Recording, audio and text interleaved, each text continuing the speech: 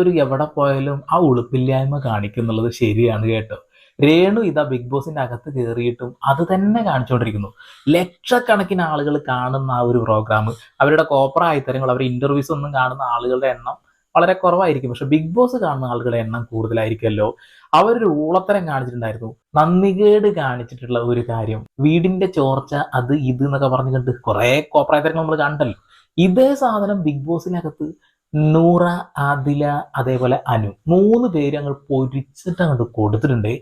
അവിടെ രേണുവിന്റെ തനി കൊണം ശരിക്ക് പുറത്തു വന്നു എന്നുള്ളതാ. നേരെ വീഡിയോയിലോട്ട് കിടക്കാം. Okay, come on.